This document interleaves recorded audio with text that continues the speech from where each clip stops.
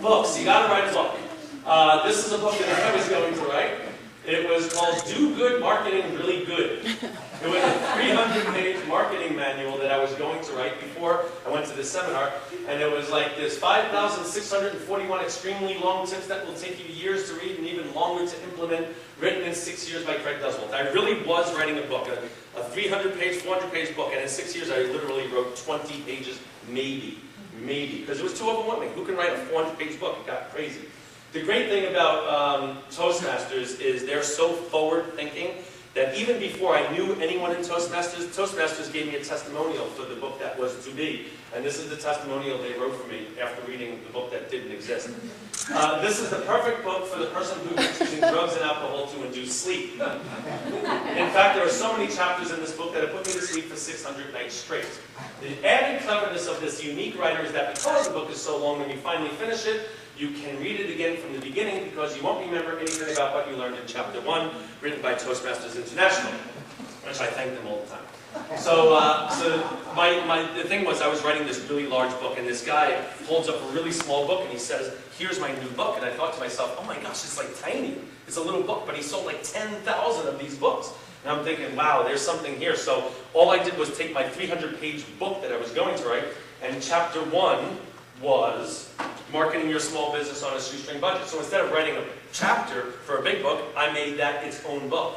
And I did that, and then creating wealth and outsourcing your small business, outsourcing your life. And I started, because with the shoestring budget brand, I was going to do all these books. But then I became the Rockstar guy, so I stopped this. But I had 4 books in 9.5 weeks because I already knew what it was going to be. And they're small books, and it's very, very easy to write a smaller book. So these were the books that I wrote. That was the other one. Once again, the cheesy picture. Once again, the cheesy picture. And then I wrote this book, which is now my new book, my old new book. 133, it's actually 135 authors have written it. These are some of the books that have been written. Adam Ace is one of the top college comedians out there in the market. He wrote a knock-knock book, how to add humor to be a more effective speaker. He's going to be the comedian at my March boot camp next month. He's very funny. The reason why I put this in, one of my coaching clients wrote this book, it's called The Solution, is because I was blessed enough to be the male model in that picture. No, really. Yeah. I apparently can teach people how to write books in Spanish. I didn't know I could do that, but I can. My wife wrote a book on modeling, and if you think you can't write a book, my 10-year-old son, Tyler Duswalt, wrote a book, the short book on how to become a blogging expert, a 10-year-old's top 25 tips to help you start an effective blog. He has 90,000 hits on his blog, and he teaches people how to get hits on a blog. He speaks on my stages. He speaks on Author 101 stages. He's speaking at Blog World Expo this year in front of 1,000 people, simply because he wrote a book. Now, this is the interesting story about writing a book. Tyler, my son, spoke at my boot camp about 2 years ago. First time he ever spoke, he spoke for 15 minutes. And he says, here's my new book, here's some tips. If anyone wants to buy it, it's $10. Went to the back of the room, sold 120 copies, made $1,200.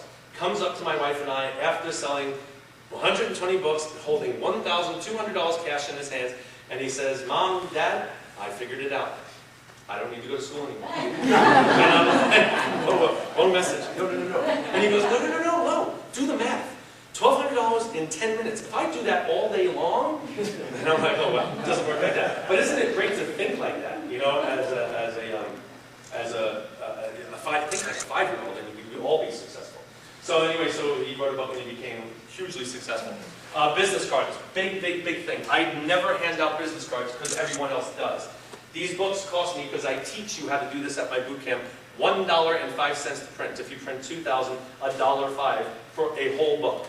I get someone, if you come to the boot camp, that designs your front cover, your back cover, and lays out a 96-page book for $500, which in the advertising world, that is so ridiculous, but it's because I send her so many people, so I have this great connection.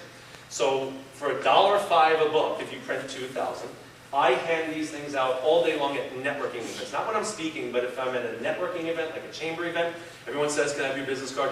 I hand out books. And the crowd that comes around me, because I'm giving out free gifts, is way better than the crowd over there where the guy is handing out regular business cards. And it's a great sales letter for yourself. It basically tells who you are. Your website is all over the place if you place it correctly. So this is the greatest business card in the world, and people don't throw easy way, believe it or not, because it's impossible to, you can't let go. It's just that's what happens. Yeah, we don't have to do that now. Radio, the next one's radio. So you gotta write a book. Radio, I did a radio show. It's called Rock Talk with Craig Duswalt. It's Tuesdays at 2 p.m. Eastern Time, 11 a.m. Pacific Time. And I've been doing that for about a year and a half, and I found this guy calls me up because you need a radio show, and I said, no, I don't. I'm really busy, and I don't have time to do a radio show. It's internet radio. You do a 1-hour show once a week. The things that have happened to me in the last year and a half from one silly little internet radio show are astronomical. This is what has vaulted my career so fast because it's worldwide. Anyone can listen to its podcast. I'm on iTunes. You go to iTunes and you search Craig Duswalt. I have all my podcasts, which is done for you in the radio show, and they put it on iTunes for you. It is all over the place. So I have this presence on iTunes, which rumor has it gets a billion hits a day. So you want to be on iTunes. So anyway, I did this radio show and it became so successful, and I have like 15,000 listeners a month downloading my information. This is crazy. I decided to start my own radio network, but I'm going to talk about that in a second. It's a very effective way to network. Imagine going to a place, like I go to these big seminars and say, does anyone know who Brian Tracy is? Brian Tracy is a major motivational speaker, very, very well known. So say Brian Tracy is speaking on the stage, and I want to meet Brian Tracy, and I would love for him to speak at my boot camp, which he did. And I would love to go up to Brian Tracy and say, Mr. Tracy, it's a pleasure meeting you. You were really great. And just like everybody else, you're awesome, and I think you're great, and thank you so much. Have a nice day. But if you walk up and say, Mr. Tracy, I have 15,000 listeners a month on my radio show. Would you like to be a guest on my show? Every single person in the world will say yes. You're going to tell me for 1 hour I get to 15,000 more people, I will be there tomorrow. So it is my greatest networking tool, because all I do, if I want to meet somebody, I say, would you like to be a guest on my show? They say yes. Now we have a relationship because I interview them. It's just the way it works. Great way to network. I have sponsors for my boot camps because of my radio show. I say I'll interview you for an hour, you can have a commercial on my radio show, and I can charge more money for a sponsorship to my boot camp. It's a great way to get sponsorships. And it is besides Toastmasters, second to Toastmasters, the greatest way to sharpen your presentation and speaking skills. Because if you have a radio show and it's like, and ladies and gentlemen, this is Rock Talk with Craig Duswalt. Here is your host, Craig Duswalt. And it goes silent. And if you don't say something, it's going to be the most boring show in the world. All of a sudden, you're sitting in front of a mic, you're alone in a room, and it's like, I better start talking. And it is the greatest training for improv, and oh my gosh, I got to think on my feet. It is the greatest speaker training. I've had a lot of coaching clients that I made do a radio show. You just got to do it. They've become speakers because of the radio show. It's made them, and every week you got to come up with new content. It makes you come up with new stuff to say. Where this will be very easy because of a radio show. However, I was freaking out back there, I got to tell you. Watching people getting up here, getting a piece of paper, and they have to all of a sudden just talk about that, freaks me out. Freaks me out. Good for you guys that did that, because even you, high five. Just getting up here is the hardest thing in the world, and I think you did great. It was awesome. It's hard. So the radio has become so successful. There are 350, I'm going to brag for a second, 350 million podcasts in America. 350 million podcasts in America. About 2 months ago, mine was number 11. 350 million, I'm number 11. So I teach people how to get on iTunes. Not only that, how to get your show listened on iTunes. And I started the Rockstar Radio Network. If anyone wants to listen to any of our shows, it's rockstarradionetwork.com. We have 100 slots, and we have 60 shows on there right now. We've sold 60 shows, 61-hour shows on the Rockstar Radio Network. Great, very cool people. So, you know who's on my show, one of the shows? Does anyone know the name Kim Goldman, by any chance? Does that name ring a bell? It's going to ring a bell in a second. Does anyone know the name Ronald Goldman? Remember Kim Goldman was the sister of Ronald Goldman that was killed by, I guess it was maybe O.J. Simpson. Ronald Goldman was the kid, the boy that was killed. His sister has a show on my Rockstar Radio Network. I just thought that was so cool. Like, oh my gosh, she lives in my hometown. Didn't even know that she lived there. And she has a show called Broadscast. It's two ladies talking about women's stuff or something. I don't know. It's a great show, actually. Television is the last one. YouTube, I just talked about YouTube, how to get people to watch your videos, how to get tens of thousands of people to watch your videos. There's tricks that you could actually do in YouTube that I'm not going to share here, because I'll share them at my boot camp, because there's so many of them, to get people to actually watch your videos. And if they watch your videos, then that's way more people that will like you and hire you to be a speaker somewhere because they see your videos. And there's things that you can do in the tags and the description and in the actual video itself to get a lot of people to watch your videos. Has anyone heard of this band? Yeah. Journey, very big band, way back in the 30s, I think it was. And they were huge. Steve Perry was the lead singer, and he had hip problems, hip replacement thing. He just couldn't tour anymore. And it was really sad because he had one of the greatest voices in rock and roll. So, I'm going to just preface this. In 2009, they didn't have a lead singer. They had Steve Perry, that was gone a long time ago, and they had two new guys that took over, but they lost their voices because their songs are so high and they get these nodes on their vocal cords and they can't sing anymore. So they're off the road in 2008, and Neil Sean is the guitarist for Journey, is on YouTube. Does anyone know this story at all? Does anyone know this? Neil Sean is on YouTube just looking at Journey stuff.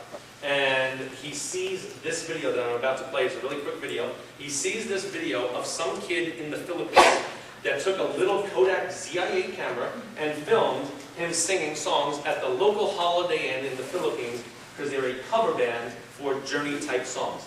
And this is his name is Arnel Pineda. This is not Steve Perry. Doesn't even speak English. And so Neil Sean sees this video. I way right into the midnight sun.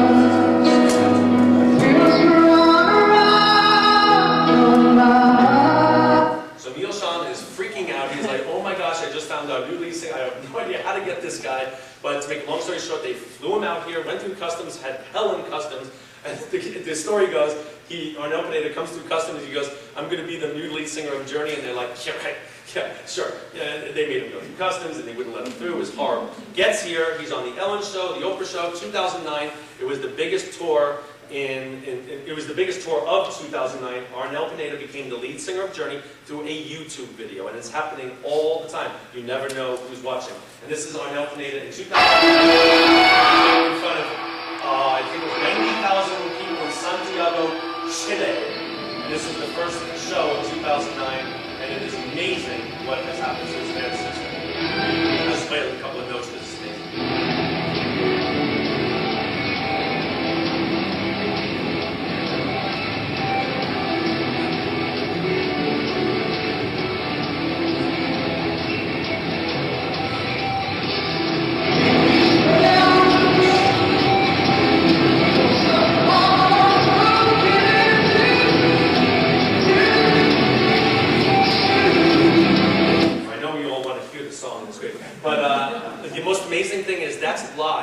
Now, if you don't know a lot of stuff about rock and roll, what goes on the road, a lot of singers lip sync on the road. They can't sing anymore live. This man sings those high-pitched songs the whole time. Anyway, so he's a phenom, and then Journey was very lucky, and they made the most money they ever made in 2009 when they thought they were totally dead.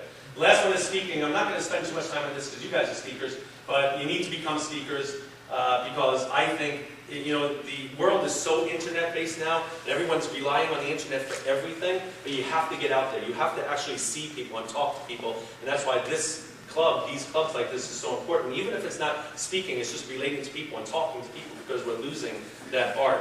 And speaking, you gotta speak to become successful in some aspect. So how to get on stages, you have to do your own seminar or boot camp. I know you're all speakers, but I would really, really, really encourage you to do your own boot camp or one-day seminar or 3-hour seminar of some sort, just telling people who you are. It'll start off small, but there's ways of getting a lot of people to come to you sooner or later, and you have to do that first in order to get on other stages, because then you're respected by the speaker community because you're doing things, and you can invite, like, me to come speak on your stage, and if you do that, then I would ask you to speak on my stage, and I have a lot of people on my stage, and you would be very happy to speak on my stage.